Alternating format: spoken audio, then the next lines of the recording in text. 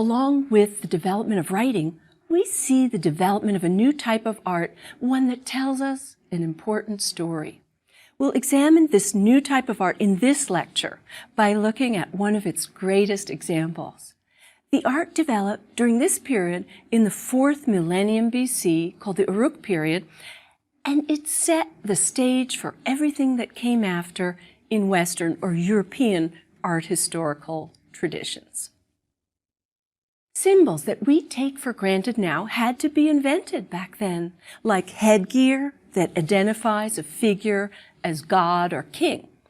And unlike the cave art that we looked at in the last lecture about Chauvet, we have actual texts and literature for the first time that go a long way in helping us understand much more about what is being expressed in the art. The most important Mesopotamian art-related invention is a new form of narrative art, art that tells a coherent story in stone. In this lecture, I'm going to show you one of the earliest and most important objects created in Mesopotamia. It's called the Uruk Vase, and it was carved into a large offering vessel made of precious alabaster in the city of Uruk. The famous vase from Uruk tells us a story, not only about the supremely important goddess named Inanna and her worshippers, but much more. It shows us in successive registers or bands that wrap around the vase the story of the land in which it was made. It tells us about the development of an actual society which gave birth to it. It shows a human narrative, a ritual, perhaps even a sacred marriage enacted between a ruler and a priestess or goddess. And this is the only vase of this type that has survived down to the present time. And as this was created at a very exciting time, at the dawn of urban civilization, this vase is one of the most important works for understanding human ideas, for rituals and artistry of the time. The story on the vase is put into the context of some of humanity's most basic and important technological developments in the last few thousand years. Farming, animal husbandry, irrigation, and nucleation of population are all represented in this artwork. The vase depicts a narrative of the foundation of a civilization, and there are more specific ritual scenes at the very top.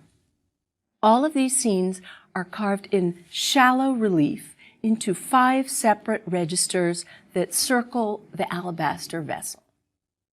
The story starts on the very bottom register. 2 undulating lines at the very bottom indicate rippling water, a scarce commodity in Mesopotamia, and one upon which everything else depended. After all, it was here in the land of Sumer that irrigation was developed into a very sophisticated technology. In fact, these rather abstract lines seem to represent the river itself.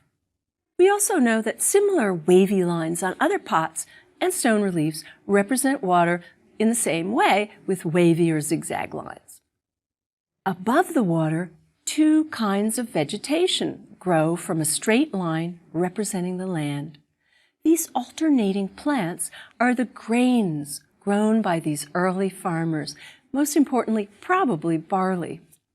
This register then represents the flora, the agriculture that ultimately supports the community.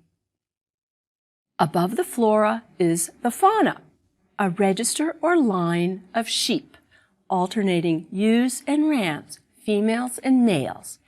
These animals form the basis of the temple herds and the wealth of the community.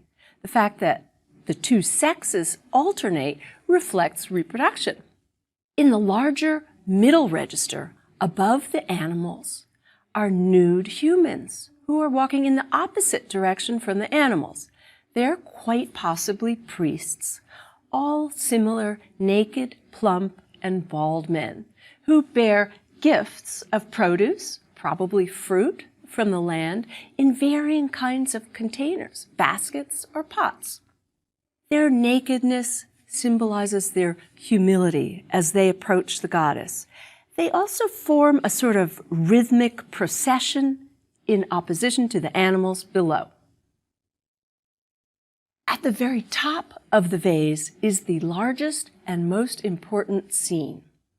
A large figure of a woman, clothed in a long dress, is being offered one of these conical baskets or pots of produce by a smaller naked priest who faces her. This woman is the goddess Inanna, or the priestess who represents her. This is a complicated and sophisticated work of art. It encompasses the seasonal cyclicality of the land, the dependence of humans on flora and fauna to survive, and ultimately, humans' dependence on the largesse of a divinity who provides for their sustenance. Each realm is represented, the water, vegetable, animal, and human realm to the temple household, the goddess or priestess, and the king himself.